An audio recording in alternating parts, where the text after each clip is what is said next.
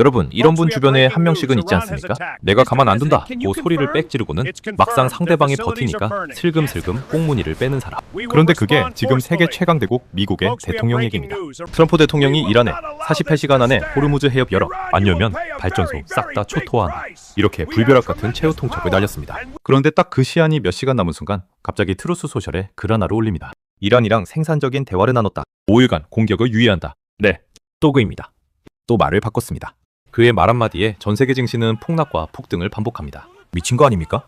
오늘은 이 트럼프식 벼락 협박 후 슬그머니 후퇴의 패턴 철저하게 분석해드리겠습니다. 먼저 지금 상황이 어떻게 돌아가고 있는지부터 정리해드려야겠습니다.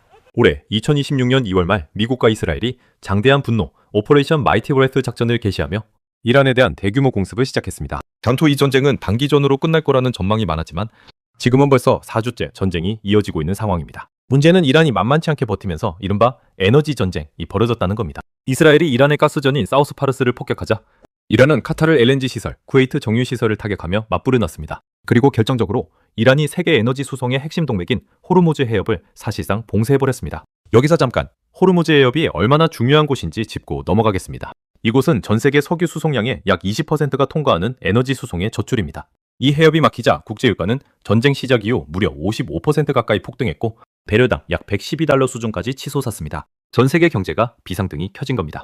그렇다면 이 상황에서 트럼프는 어떻게 행동했을까요? 3월 20일 트럼프는 트루스 소셜에 이런 글을 올립니다. 군사적 목표 달성에 매우 근접했다. 이란 군사작전을 점진적으로 축소하는 방안을 검토하고 있다. 자, 전쟁을 마무리하겠다는 뉘앙스입니다. 그러면서 실제로 그 시점에 미 제11 해병원 정대와 82 공수사단 일부를 중동에 추가 배치하는 움직임이 포착됐습니다. 전쟁을 줄이겠다는 말을 하면서 병력은 더 보내고 있었던 겁니다. 기가 막히죠? 그러고서 불과 26시간 만에 180도 태세를 뒤집습니다. 3월 21일 밤 트럼프는 이란을 향해 폭탄 선언을 합니다. 만약 이란이 지금으로부터 48시간 이내에 아무런 위협 없이 호르무즈 해협을 완전히 개방하지 않는다면 이란의 주요 발전소들을 흔적도 없이 초토화하겠다. 최후 통첩입니다. 구체적인 시한까지 제시한 초강경 위협이었습니다. 기존에 미국이 자제해왔던 에너지 시설 직접 타격까지 언급하면서 전쟁이 새로운 단계로 넘어가는 것 아니냐는 공포가 전 세계를 휩쓸었습니다. 그리고 48시간 카운트다운이 시작됐습니다. 이란도 가만히 있지 않았습니다. 이란 국방위원회는 미국이 공격하면 페르시아만 전체가 기뢰로 뒤덮일 것이다. 걸프 지역 국가들의 발전소, 담소화 시설 모두 보복 표적이 될 것이다. 라고 맞받아쳤습니다. 이란 혁명수비대는 우리의 실행 의지를 의심하지 말라고 경고했습니다. 전 세계가 숨을 죽이고 있었습니다. 48시간 시한이 다가올수록 중동발 전면전 공포가 극에 달했습니다. 그런데 바로 그 시한이 몇 시간 남은 3월 23일 트럼프가 또 트루스 소셜에 글을 올립니다. 미국과 이란은 전쟁의 완전한 해결책을 도출할 수 있는 매우 좋고 생산적인 대화를 나눴다. 회담이 이번 주 내내 계속될 것이다. 이에 따라 이란 발전소에 대한 모든 군사 공격을 닷새간 연기하도록 지시했다. 끝입니다. 최후 통첩이 5일 유예로 둔갑했습니다. 미친 거 아닙니까?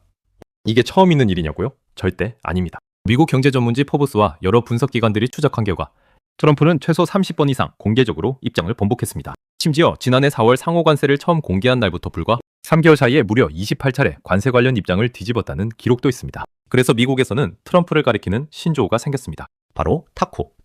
풀었으면 Trump always chickens out. 한국말로 하면 트럼프는 언제나 꽁무니를 뺀다입니다. 이 패턴이 얼마나 일관되게 반복됐는지 대표적인 사례들을 보겠습니다. 첫 번째, 관세 전쟁입니다. 지난해 4월 트럼프는 전 세계를 상대로 초강경 상호 관세를 선포했습니다. 시장은 패닉에 빠졌고 증시는 폭락했습니다. 그러자 트럼프는 하루도 안 돼 10%로 관세를 대폭 낮추고 90일 유예를 선언했습니다. 이후에도 중국에 100% 관세를 공언했다가 한중 정상회담 이후 1년 유예로 후퇴했습니다. 한국에 대한 목재 가구 관세 인상도 예고했다가 슬쩍 유예시켰습니다. 두 번째, 이란 제재 해제 모순입니다. 이건 진짜 황당합니다. 트럼프가 이란과 전쟁을 벌이는 와중에 미 재무부는 3월 20일에 이란산 원유와 석유 제품 판매를 30일간 일시 허용한다고 발표했습니다. 한쪽 손으로는 이란에 폭탄을 던지면서 다른 쪽 손으로는 이란 석유를 사는 꼴이 된 겁니다. 심지어 공화당 소속 낸시 메이스 하원 의원까지 나서서 한 손으로는 이란에 폭탄을 던지고 다른 한 손으로는 이란 석유를 사고 있다고 트럼프를 직격했습니다. 세 번째, 군사 철수와 증파의 동시 발언입니다. 바로 이번 사건에서도 나온 패턴인데 트럼프는 군사작전 축소를 검토한다고 한 뒤 같은 날 병력을 추가 배치했습니다. 말과 행동이 정반대로 움직이고 있는 겁니다. 오바마 행정부 외교정책 보좌관을 지낸 브렛 브루에는 이 상황을 이렇게 평가했습니다. 트럼프는 메시지 장악력을 완전히 잃은 것 같다. 미 국무부 중동협상가 출신 에런 데이비드 밀러는 더 직설적으로 말했습니다. 트럼프는 이란 전쟁이란 상자를 스스로 만들었지만 어떻게 빠져나올지를 모르고 있다. 이것이 그의 가장 큰 좌절감의 원인이다. 전 세계 경제가, 증시가 언제까지 미치광이 말장난에 춤을 춰야 합니까? 자, 그러면 이 트럼프의 행동을 어떻게 해석해야 할까요? 크게 두 가지 시각이 있습니다. 첫 번째 시각, 이건 계산된 협상 전술이다. 트럼프 지지자들과 일부 국제 전략 전문가들은 이렇게 말합니다. 트럼프의 예측 불가능성 자체가 협상 카드라는 겁니다. 실제로 트럼프는 자신의 저서 거래의 기술, The Art of the Deal에서 강조한 바 있습니다. 협상에서 상대를 압박할 때는 극단적인 포지션에서 시작하고 상대가 반응을 보이면 조금씩 물러나면서 원하는 결과를 얻어낸다는 전략입니다. 최대한 강하게 압박해서 협상력을 극대화하는 이른바 미친 사람. 전략, 매드맨 스트래터지의 현대판이라는 해석이죠. 실제로 이번 48시간 최후 통첩은 물밑 협상과 동시에 진행됐다는 정황이 있습니다. 막시우스는 트럼프의 맞사위 제러드 쿠슈너와 특사 스티브 위코프가 이란과의 평화 협상안을 뒤에서 조율 중이라고 보도했습니다. 즉, 앞에서는 강하게 위협하면서 뒤에서는 협상 테이블을 깔고 있었다는 겁니다. 오만 무스카트를 통한 외교 채널도 가동됐을 가능성이 있습니다. 이 시각에서 보면 트럼프는 미쳤다는 이미지를 의도적으로 활용해서 이란을 협상 테이블로 끌어내는데 성공한 것이 됩니다. 두 번째 시각, 이건 전략적 혼란이다. 반대로 이 상황을 훨씬 비판적으로 보는 시각도 있습니다. 그것도 트럼프의 반대 진영이 아니라 군 전문가들과 외교 전략가들 사이에서 나오는 목소리입니다. 문제는 이란이 트럼프의 발표를 즉각 부인했다는 겁니다. 이란 국영 매체들은 미국과 직간접 접촉이 없었다고 했고 이란 외무장관도 튀르키예와 통화한 사실만 인정했습니다. 즉, 트럼프가 생산적인 대화를 했다고 발표했는데 이란은 그 대화가 뭔지도 모른다는 반응인 겁니다. 한마디로 트럼프 맘대로입니다. AP통신은 전쟁이 마무리 단계라는 트럼프의 주장은 설득력이 떨어진다고 지적했습니다. CNN은 미국이 이란 정권을 군사적으로 파멸시키려 노력하는 동시에 정권이 재정적 이득을 얻도록 허용하는 꼴이라고 꼬집었습니다. 더 심각한 문제는 신뢰의 훼손입니다. 최후 통첩을 날렸다가 또 번복하면 다음번에 트럼프가 아무리 강하게 으름장을 놔도 누가 믿겠습니까? 이란 입장에서는 버티면 트럼프가 물러난다는 학습 효과가 생기는 겁니다.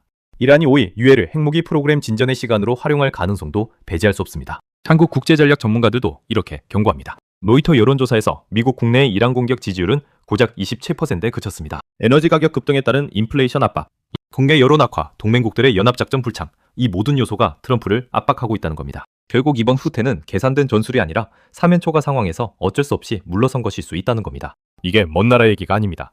오늘 코스피가 5%대 급락에 매도 사이드카가 발동됐고 환율은 1,510원을 돌파했습니다. 전쟁 시작 이후 국제유가는 55% 가까이 폭등했습니다. 트럼프는 호르무즈 해협 의존도가 높은 한국, 중국, 일본에 해협 정상화에 직접 참여하라고 압박하고 있습니다. 나토 사무총장 마르크 리터는 나토 회원국과 한국, 일본, 호주 등 22개국이 호르무즈 포함 재개를 위해 군사 인력 계획을 수립하고 있다고 밝혔습니다. 트럼프는 이미 한국에 군함 파견을 요청했습니다. 기존 파병 요청에 이어 2차 압박이 들어온 겁니다. 우리나라 원유 수입의 상당 부분이 호르무즈 해협을 통해 들어옵니다.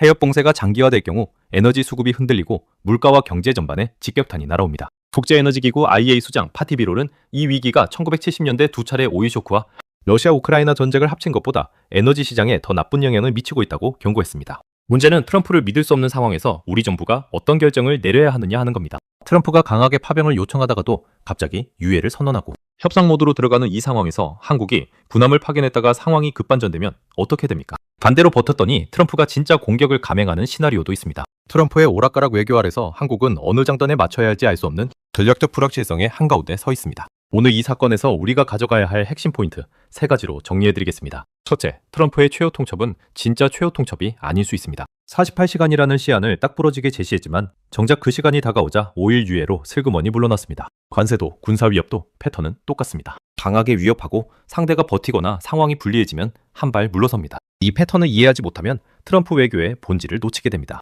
둘째, 그렇다고 트럼프를 완전히 허풍쟁이로 봐서는 안 됩니다. 일정한 성과가 나왔을 때 혹은 국내 정치적으로 필요할 때 트럼프는 실제로 위협을 실행에 옮길 수 있습니다. 전쟁이 이미 4주째 진행 중이라는 사실이 이를 증명합니다. 예측 불가능성 자체가 가장 큰 변수입니다. 셋째, 이 상황의 진짜 피해자는 따로 있습니다. 전쟁의 최전선에 있는 중동 민간인 그리고 에너지 가격 폭등으로 직격탄을 맞는 전 세계 서민들입니다.